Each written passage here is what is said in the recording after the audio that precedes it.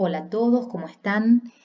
En la clase de hoy vamos a estudiar el tema de mutaciones y este corresponde a la unidad 3 de la asignatura genética bioquímica.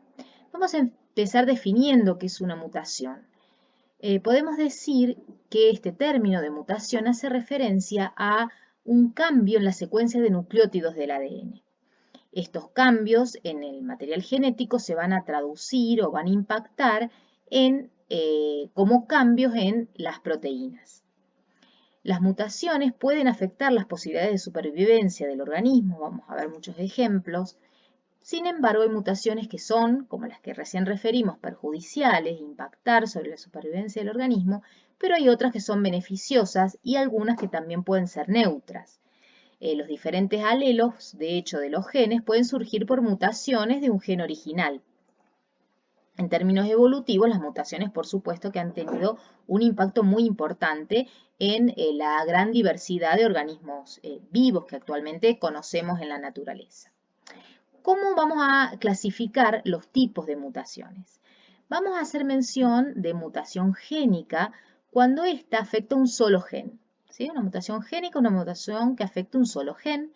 Una mutación cromosómica es cuando este cambio en el ADN afecta la estructura de uno o varios cromosomas. Y las mutaciones genómicas, por otro lado, es cuando una o varias mutaciones provocan alteraciones de todo el genoma, ¿no? De todo el contenido cromosómico de un individuo. Entonces, vamos un poco más allá de esa clasificación. Decíamos que una mutación génica, o también la podemos denominar molecular, a nivel de un gen. ¿Qué ejemplos podemos dar? Que son los que vamos a hacer mención ahora en esta clase. Puede ocurrir por sustitución de bases, o sea, una base nitrogenada cambió a otra, que puede ser una purina por una purina, o sea, un cambio del mismo tipo, pirimidina por pirimidina, o una transformarse en otra, purina por pirimidina o viceversa. O también pueden darse mutaciones moleculares o génicas debidas a inserciones o pérdidas o también llamadas de lesiones de bases nitrogenadas. A nivel cromosómico, ¿qué tipos de mutaciones podemos mencionar? Ya las vamos a ver con más detalle en otro teórico. Podemos tener inversiones, deleciones o duplicaciones, translocaciones, entre otras. Y a nivel genómico vamos a mencionar estos cambios en el número de cromosomas, poliploidías o aneuploidías, que junto con las cromosómicas las vamos a ver en un teórico aparte. También podemos diferenciar lo que son mutaciones somáticas de las que afectan a las células sexuales o gaméticas. ¿Por qué hacemos esta diferencia? Es muy importante. Porque cuando hablamos de mutaciones somáticas son aquellas que afectan las células somáticas del individuo.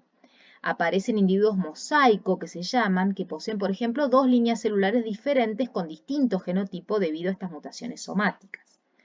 Una vez que una célula sufre una mutación, todas las células que derivan de ella por mitosis van a heredar esa mutación que ocurrió en esa célula ancestral y por eso hablamos de una herencia celular. Y las mutaciones, por lo tanto, que afectan solamente a las células de una línea somática, no se van a transmitir a la siguiente generación. Y esto es lo que las diferencia de las mutaciones en las gametas. Un ejemplo de mutaciones somáticas son, por ejemplo, distintos tipos de cáncer, ¿sí? Que son en una determinada línea celular. Las mutaciones germinales o en las células sexuales son las que afectan a las células que van a ser las productoras de gametos. Estas mutaciones sí se transmiten de una generación a la siguiente y tienen una mayor importancia desde el punto de vista de la evolución biológica y de la transmisión, por supuesto, de los caracteres. Ahora, vamos a analizar un poco por qué pueden producirse estos cambios a nivel de la secuencia del ADN, o pérdidas o duplicaciones de material a nivel del ADN. Hay dos causas principalmente, causas que son espontáneas y causas que son inducidas. ¿Cuáles son las espontáneas o cómo las podemos explicar? Son aquellas que se producen en forma natural en los individuos. En cambio, las inducidas se producen como consecuencia de la exposición a agentes mutagénicos, ¿sí?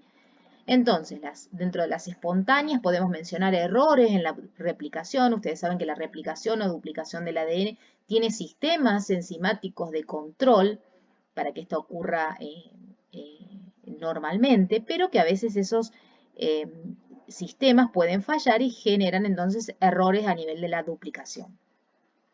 Pueden ocurrir daños fortuitos en el ADN o también deberse elementos genéticos móviles que se insertan en distintas posiciones agregando o eliminando material genético de algún gen en particular. Cuando hablamos de causas inducidas, podemos mencionar agentes químicos, conocen muchos, ¿no? Pueden imaginarse en relación al tabaco, por ejemplo, etcétera. Agentes físicos también, radiaciones, agentes biológicos, por ejemplo, virus, ¿sí?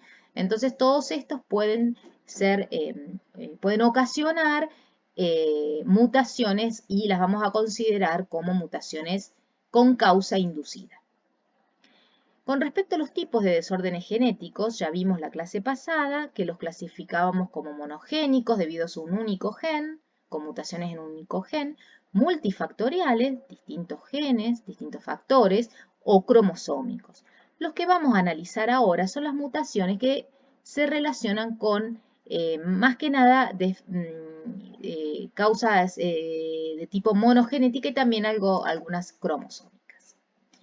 Mutación puntual. Bueno, decimos que una mutación es puntual cuando lo que ocurre es un cambio en una secuencia de nucleótidos y este cambio va a producir algún efecto patológico o deleterio, ¿sí? Va a tener su impacto en la proteína que este gen codifica. Las mutaciones puntuales son cambios de unos o pocos nucleótidos. Y acá vemos un ejemplo típico, quizás ya lo vieron en los libros, sobre el caso de la anemia falciforme. Este es el gen de la hemoglobina, una de las hebras, ¿no es cierto?, del gen de la hemoglobina normal, que codifica para este ARN mensajero y produce una proteína en condiciones normales que en esta determinada posición tiene este aminoácido GLU. ¿Sí? Eso genera una hemoglobina normal y por eso el eritrocito luce con el aspecto cotidiano que lo suelen ver al microscopio. Cuando ocurre un cambio, una mutación puntual en esta base, que es una timina en el ADN, que cambia por una adenina, cuando este ADN que contiene ese cambio, esa mutación, es transcripto al ARN mensajero, este cambio se transcribe, como bien lo dice el término, y se reemplaza por el nucleótido correspondiente. Este cambio puntual que ocurrió en esta posición del mensajero produce una modificación de un solo aminoácido de la hemoglobina normal a este aminoácido que la convierte en una hemoglobina mutante y por ende genera este tipo de eritrocitos que no corresponden al eritrocito normal que se lo suele describir como en hoja de Oz. ¿Sí? Es ese cambio que se transcribió y al traducirse produjo esta mutación puntual con consecuencias patológicas graves para la persona portadora. Vamos a clasificar las mutaciones. Cuando hablamos de sustituciones, fíjense acá en el ejemplo, hablamos de una sustitución, como exactamente el caso que vimos recién, cuando una base del ADN cambia por otra, ¿sí? Puntualmente por otra. ¿Qué efecto puede tener este cambio? Puede ser silenciosa cuando no produce cambio a nivel de la proteína. ¿Se acuerdan que cuando hablamos del código genético decíamos el código genético es degenerado y con esa palabra hacíamos referencia a que habían varios tripletes que codificaban para el mismo aminoácido? Entonces, a pesar de haber un cambio, si no llega a impactar sobre producir un cambio del aminoácido en la proteína, vamos a decir que esa mutación o ese cambio fue silencioso. Puede generar este cambio de un nucleótido por otro un tipo de mutación que lo llamamos cambio sin sentido o mutación de tipo missense. Nosotros usamos mucho este término, missense. ¿Qué significa que una mutación sea missense? Que genera un aminoácido diferente, como el que acabamos de ver en el caso de la anemia falciforme. Un determinado aminoácido fue cambiado por otro aminoácido. Otro tipo de mutaciones que puede generarse por sustitución de un nucleótido por otro son las mutaciones que llamamos sin sentido o mutación nonsense. ¿Y qué significa este término nonsense? Que se genera un codón de stop o un codón de terminación prematura. Recuerdan también cuando vimos el tema del código genético, había 3 codones que no codificaban para ningún aminoácido y correspondían al fin de la traducción. Si este cambio en el medio de una secuencia de un mensajero produce que se detenga ahí la traducción, va a formarse una proteína más corta de lo normal y va a ser una proteína que vamos a llamar proteína trunca. Bien, aparte de las sustituciones, pueden también producirse deleciones. Fíjense acá en el ejemplo, una delesión es una pérdida, en este caso, de un nucleótido, ¿sí? ¿Qué pasa cuando se pierde ese nucleótido? También mencionamos en el teórico de la unidad 1, cuando hablábamos de código genético, que el código genético considera que cada 3 nucleótidos, en este caso estoy mencionando el ADN, pero los mismos se corresponden a los nucleótidos en el ARN mensajero, cada 3 nucleótidos van a corresponder a un aminoácido en la proteína. Y ese tipo de lectura es sin comas y sin superposiciones.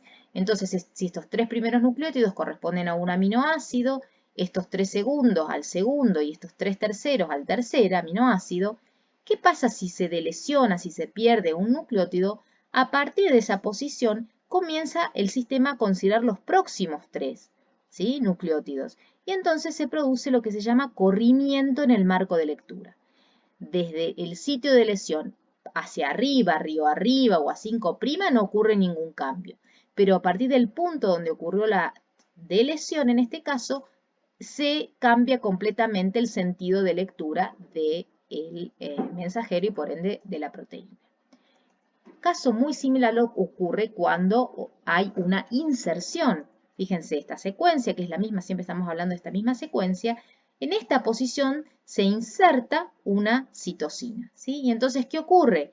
Hay un nuevo nucleótido que aparece en la secuencia y esto genera que todos los nucleótidos de ahí en más se corran una posición y entonces genera también un cambio en el marco de lectura. En resumidas cuentas, lo que estaba diciendo, las inserciones y deleciones producen cambios en el marco de lectura. Un ejemplo para que se entienda, acá tenemos, en este caso no son palabras de 3 sílabas nada más, pero decimos acá este renglón se puede leer bien. Prestemos atención a esta N. ¿Qué pasa si se pierde esta N? ¿No? Sería una delesión, pero seguimos considerando separados, ¿no es cierto?, o establecidos el número de letras que corresponden a cada palabra. Y entonces vamos a ver que este se lee bien, reglons, ep, wedel, ¿sí? Se corre todo el marco de lectura. Y exactamente lo mismo ocurre si agregamos.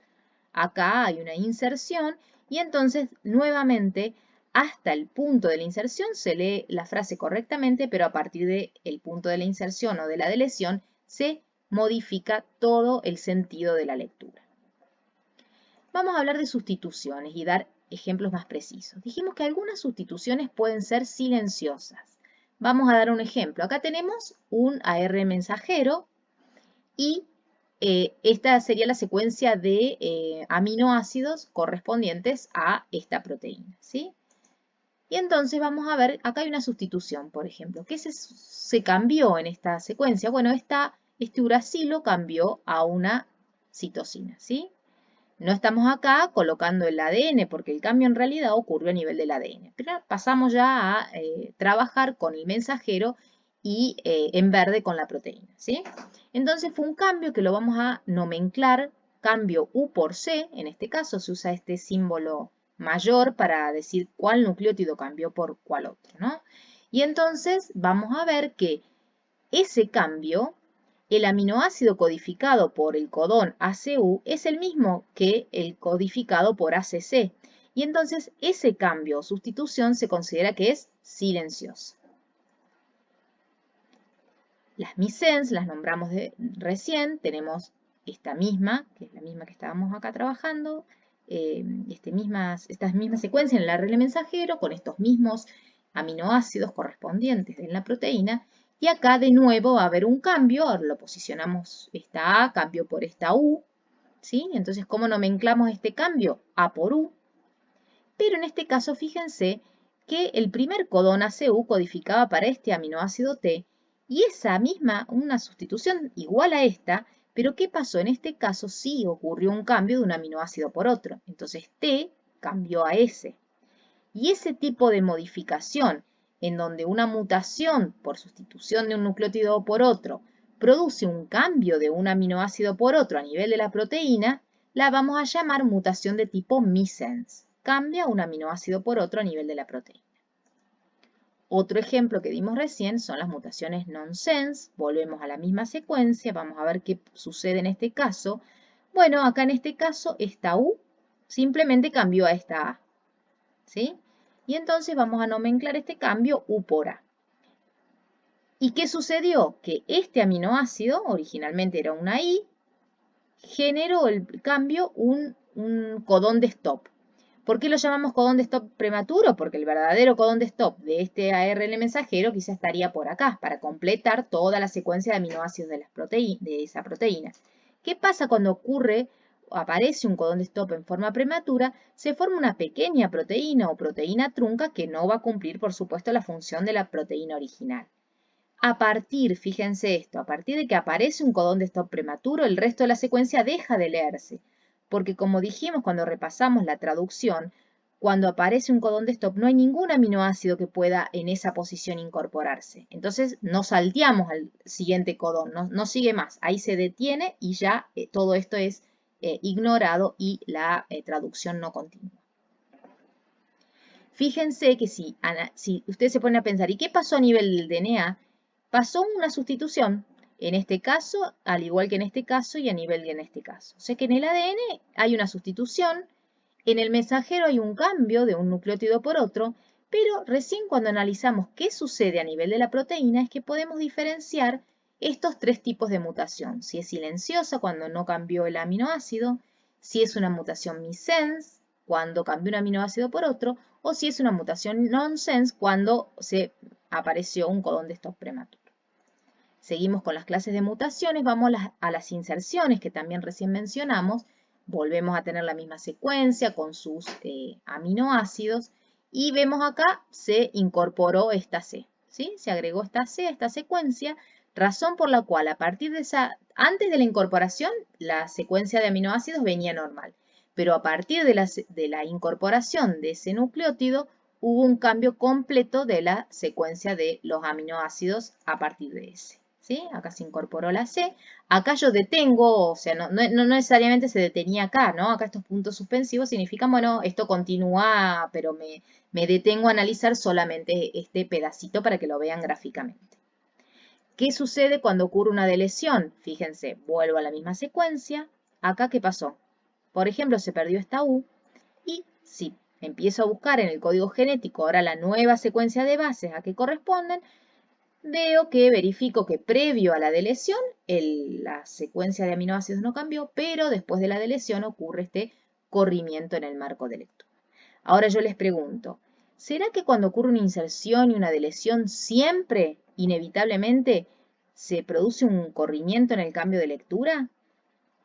Les hago esta pregunta entonces, ¿qué ocurre si se gana, o sea, si se insertan o se pierden, se delesiona, un número de bases que sea múltiplo de 3? ¿Sí? Entonces acá, en vez de insertarse una base, se insertan 3. ¿Qué pasa con el corrimiento del marco de lectura? ¿Qué pasa si acá, en vez de delecionarse una base, se delecionan estas 3? ¿Se alcanza a correr así también en este caso el marco de lectura? La pregunta en definitiva es, ¿qué diferencia hay si la pérdida o ganancia de bases no es múltiplo de 3? ¿Sí? Piensen, esto lo vamos a trabajar después en el práctico. ¿Dónde se pueden encontrar estos cambios? Pueden encontrarse en una región codante, o sea, en un exón, pueden encontrarse en un sitio de splicing, pueden encontrarse en una región que corresponde a la región de la incorporación de la señal de poliadenilación, en la región promotora, etc. ¿Recuerdan este gráfico? Lo vimos en el primer teórico correspondiente a la unidad 1, y fíjense entonces que cuando hacemos mención a dónde pueden estar las mutaciones, pueden encontrarse en cualquiera de estos sitios, ¿sí? Repasen esto y fíjense qué pasa en los promotores, qué pasa si las mutaciones ocurren en estos sitios conservados de los promotores, ¿Qué pasa si ocurren en los exones? ¿Tienen más o menos impacto que las mutaciones en los promotores? ¿Qué pasa si ocurren en los intrones? Recuerden que los intrones son larguísimos, pero habíamos hecho mención de estas secuencias altamente conservadas en la región 5' y 3' de cada uno de los intrones, ¿sí? Entonces, ¿qué puede suceder? Vamos a ver cómo se nomenclan. Si nosotros siempre en la clase pasada de herencia hicimos mucho hincapié en cómo es la nomenclatura de si un individuo tiene un determinado genotipo u otro. En el caso de las mutaciones vamos a trabajar mucho y van a trabajar ustedes en el práctico, en los teórico-prácticos, sobre cómo podemos nomenclar a los cambios, a las mutaciones, ¿sí? Hay distintas formas. ¿Qué podemos considerar? Podemos tener en cuenta el cambio a nivel del DNA. Y entonces cuando nomenclamos una mutación teniendo en cuenta a nivel del DNA, que es donde verdaderamente ocurrió el cambio, vamos a usar esta codificación. Vamos a poner G punto, y esta G hace referencia a genómico, a DNA completo, ¿sí? G punto.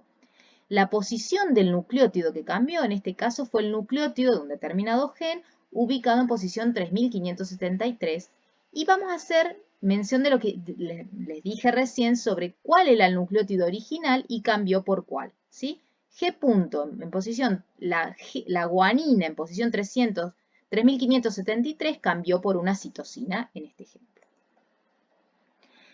Podemos también, si no, tener en cuenta el cambio a nivel del mensajero o del cDNA, ¿sí? El cDNA es un DNA que se fabrica a partir del ARN mensajero. Y entonces en este caso vamos a decir, en vez de G, porque no es ADN genómico completo con intrones y exones, sino que vamos a trabajar con un ADN que ya no tiene los intrones y lo vamos a mencionar como C de cDNA, C punto, por ejemplo, 4G por C. ¿Qué significa esto?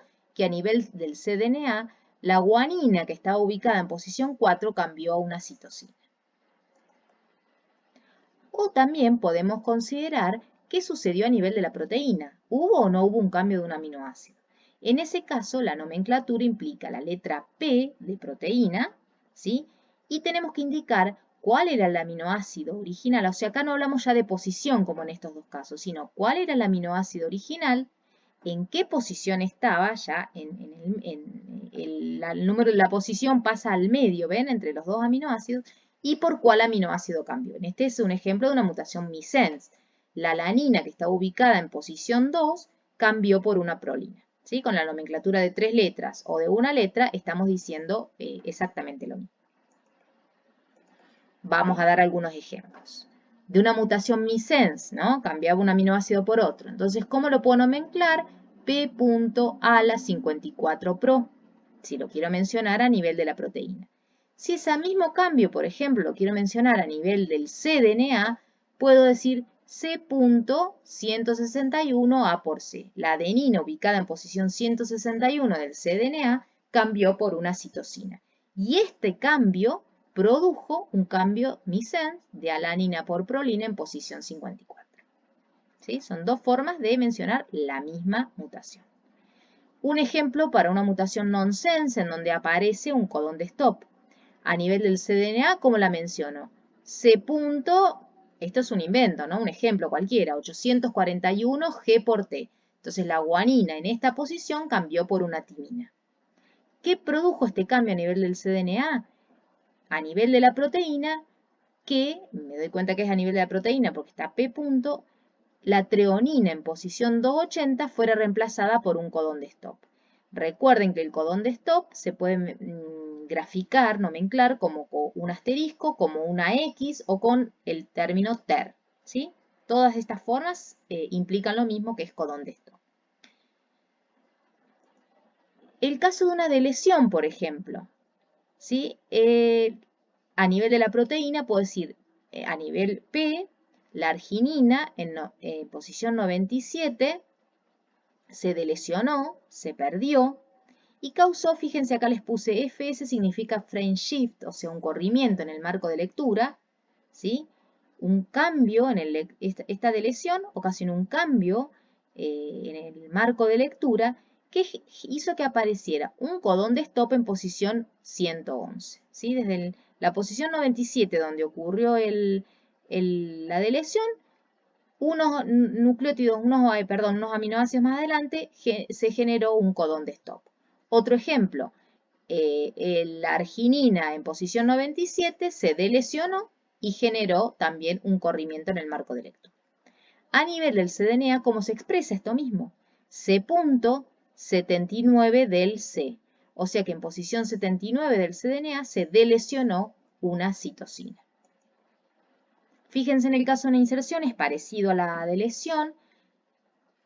A nivel de la proteína puedo decir que GLU en posición 5, después de GLU en posición 5 se agregó una valina y esto causó un frame shift que produjo un codón de stop 5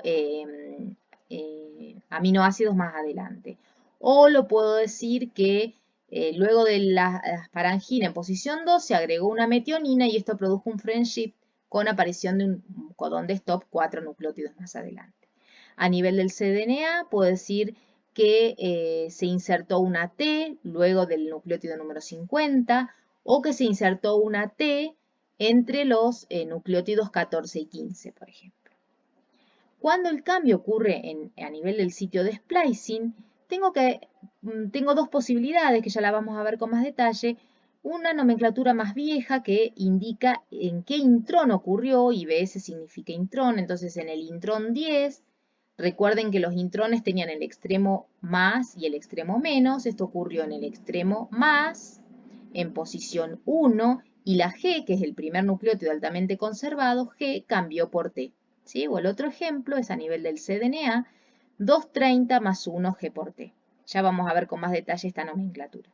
Fíjense que en el caso de las mutaciones missense o nonsense, si yo solo expreso el cambio a nivel del cDNA, no me da ninguna indicación de qué tipo de impacto tiene esta mutación sobre la proteína. ¿Sí? Si yo miro esto, no sé qué impacto tuvo este cambio de A por C en posición 161. Podría haber ocasionado un cambio silencioso, una mutación missense o una nonsense, y de esta forma de nomenclar ese cambio no me permite relacionarlo con el impacto a nivel de la proteína. Solo agregando la información a nivel de la proteína y mirando esto es que me doy cuenta qué tipo de cambio se trata. En cambio, en estos casos sí, porque directamente se menciona, ¿sí?, el tema de la deleción o la inserción.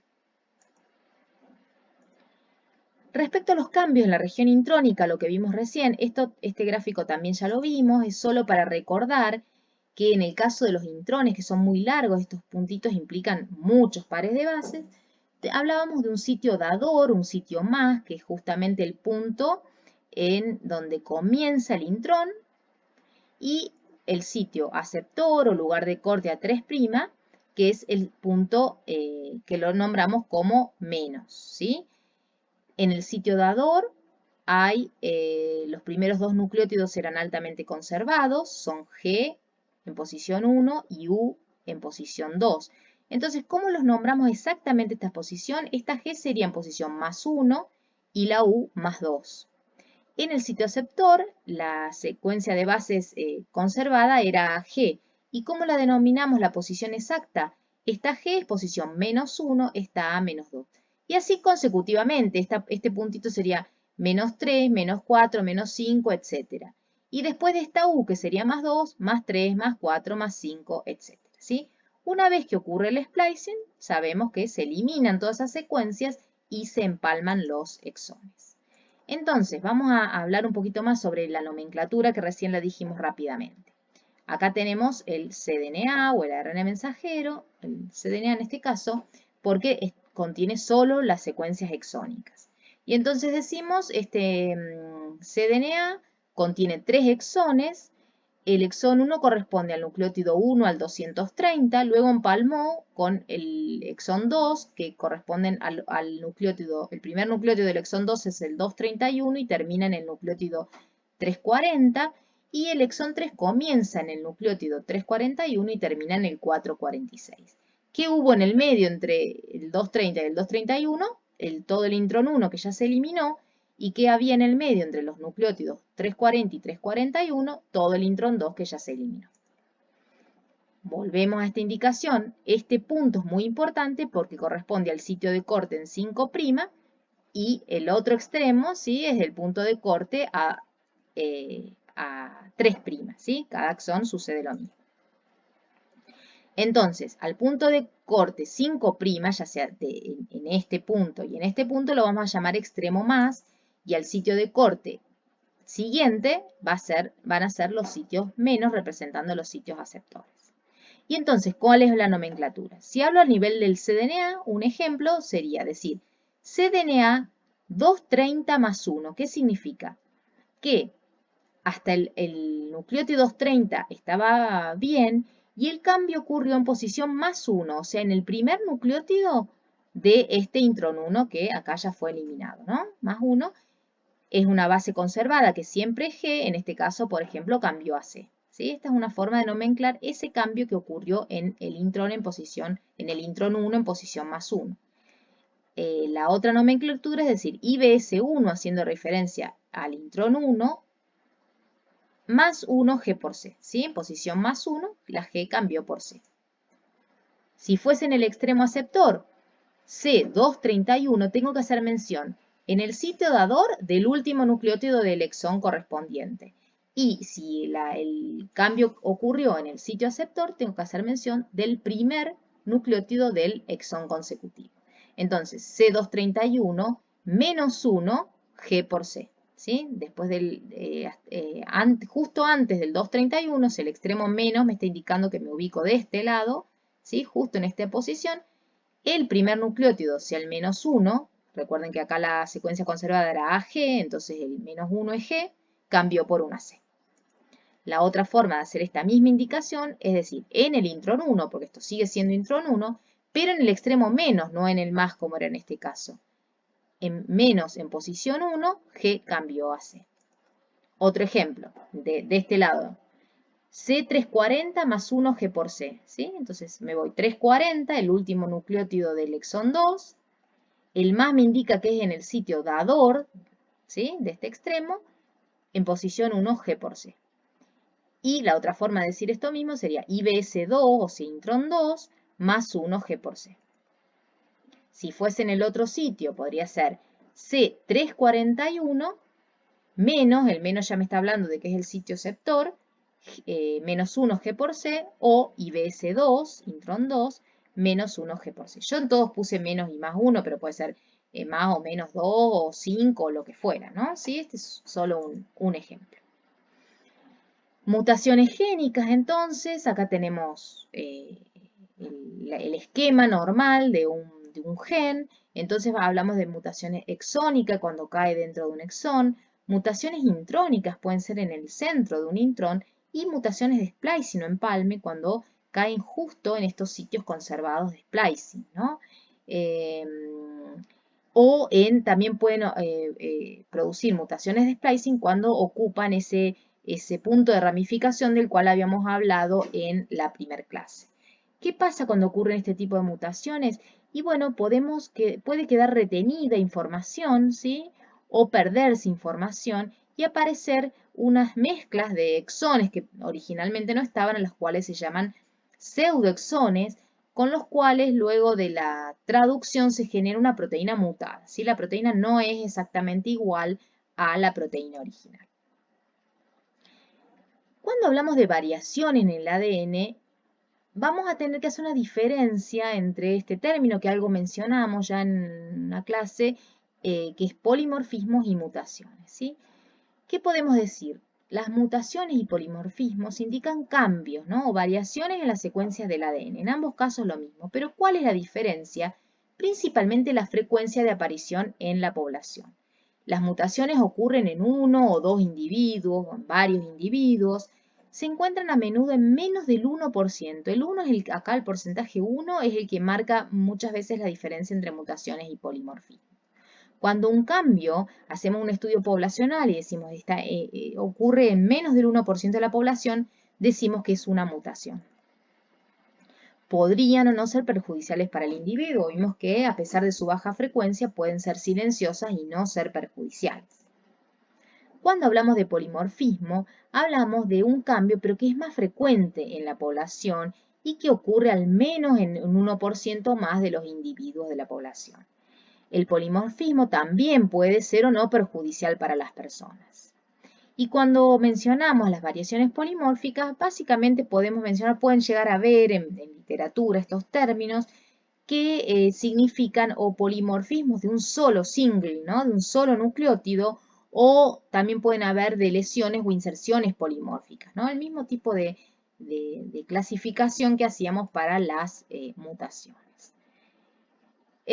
Otro ejemplo que encontré en un libro, acá tenemos una secuencia normal para hablar de los tipos de mutaciones a nivel génico o molecular. Un término que quería destacar que solemos usar es que cuando la secuencia tanto de nucleótidos y por supuesto entonces la de aminoácidos es normal para un determinado gen, podemos hacer usar este término que se usa mucho en genética, que es wild type, que significa tipo salvaje o el tipo normal, ¿sí? Este es el wild type, este es el original.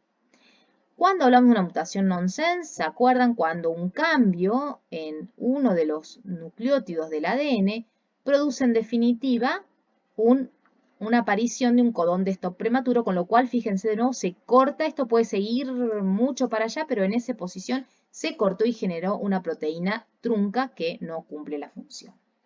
Una mutación o cambio puede ser silencioso, cuando ciertamente ocurrió un cambio a nivel del ADN, pero esto no modificó, ven, tirosina no modificó el aminoácido original. Esto muchas veces ocurre cuando el cambio apareció en la tercera base del codón, ¿sí? Que es un poco más flexible. Podemos hablar de una mutación missense, cuando ese cambio a nivel del ADN produjo un cambio de un aminoácido por otro. Fíjense acá el original era histidina y cambió por GLN, ¿sí? Hablamos de deleciones, cuando se perdió, por ejemplo, acá originalmente había una C, esta se perdió, y esto produce un cambio en el corrimiento de lectura a partir de la cual frecuentemente aparecen codones de stop prematuros. Y lo mismo sucede con las inserciones, acá se insertó esta adenina y si miramos bien, comparando con el wild type, todos los aminoácidos que están previos a la inserción son wild type, son normales, pero a partir de la inserción ocurre un cambio en el corrimiento, en el marco de lectura, con aparición de un codón de stop prematuro. Vamos a trabajar en este trabajo práctico correspondiente a esta unidad número 3, mucho con el código genético, recordar donde en este barra horizontal encontramos a la izquierda, encontramos la primer base del codón, en esta barra vertical, perdón, en esta barra horizontal encontramos la segunda base del codón y la tenemos que combinar con la tercera base del codón que aparece en esta barra vertical a la derecha. También podemos usar el otro código genético, siempre en los prácticos les vamos a dar los dos para que usen el que más, con el que más se sientan cómodos, igual que en los exámenes. No es algo que se tengan que memorizar en absoluto, ¿no es cierto? En este caso, en esta gráfica, ubicamos el primer codón en el círculo concéntrico interno, combinándolo con la segunda base del codón en el círculo contiguo y la tercera en el último círculo concéntrico. Y finalmente la indicación de a esa combinación de 3 nucleótidos de ese codón a qué aminoácido corresponde. Unos ejercicios los vamos a hacer rápidamente, les voy a describir algunos y después ustedes pueden continuar. Si vemos este cambio, por ejemplo, ¿cómo lo podemos describir? ¿A qué hace referencia? Bueno, ocurre un cambio de timina por adenina en el nucleótido 12 de la secuencia genómica. Otro ejemplo, IBS ya tenemos que pensar en una mutación intrónica, ¿no es cierto? Entonces, fíjense acá, 621 es el último nucleótido del exón 3. ¿Cómo sé que es el 3? Porque me lo dice esta otra nomenclatura, ¿sí? Si no, de esta forma yo no sé a qué intrón corresponde, ¿no? Si este cambio ocurrió en el intrón 3 y es en posición más, significa que 621 es el último nucleótido del exón 3. ¿Sí? El exón previo al intrón 3 es el exón 3. Luego, en posición más 1, la G de la secuencia consenso GT se modificó por una T. Otro ejemplo. De nuevo, un cambio intrónico en el intrón 6, pero en el sitio menos, ¿sí? Entonces, 1781 es el primer nucleótido del exón 7, porque esto me indica intrón 6, al intrón 6 le continúa el exón 7. Entonces, este nucleótido corresponde al primer nucleótido normal del exón 7. Luego, el menos 1 sería la G de la secuencia aceptora a G del intrón 6, menos 2 es la A, menos 1, menos 2, y así sucesivamente hasta llegar al menos 5. Yo les dije que no siempre era menos 1 más 1, como los ejemplos que hasta ahora les había dado. ¿Sí? En este caso es menos 5.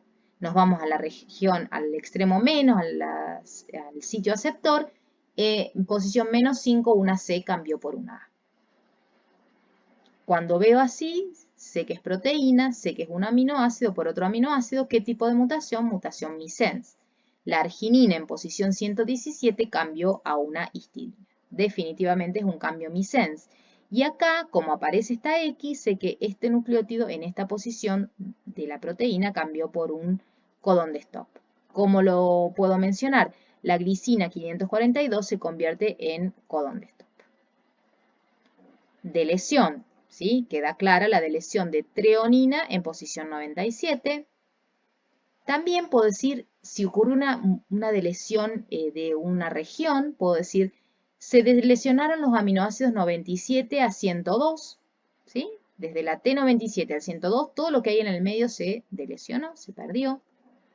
O, fíjense en este caso, es una inserción.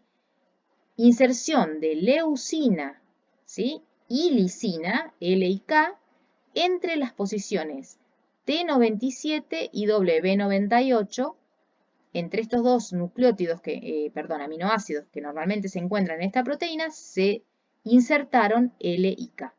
¿Sí? Entonces la secuencia puntos suspensivos, TW, puntos suspensivos, quedó como puntos suspensivos T, L, K, W, puntos suspensivos. Una duplicación, ¿sí? Cuando lo que se inserta es la misma base que ya estaba, a veces se menciona como duplicación, se duplicó la T en posición 546. Otra forma de mencionar una inserción, se insertó T, una timina, entre los nucleótidos 546 y 547. ¿Qué pasó acá? Aparece el frame shift, ¿no? Cambio una modificación en el marco de lectura. La arginina es el primer aminoácido cambiado en posición 83 y aparece una serina en su lugar. La longitud del frame shift es de 15 aminoácidos, incluyendo un codón de stop. Por eso acá aparece esa X. Hay casos más difíciles, ¿no? Vamos a dar en los ejemplos un poco de todo. ¿Qué ocurrió acá? La secuencia glicina, serina, lisina se insertó, acá me dice que es una inserción, entre estos dos aminoácidos. Y por último, acá tenemos uno más complejo. Nosotros si trabajamos vamos a trabajar con los más simples, pero para que tengan un panorama completo, el primer aminoácido afectado, arginina 97, fue reemplazado por glicina y se generó un frame shift y 26 aminoácidos más adelante apareció un codón de terminación. ¿Sí?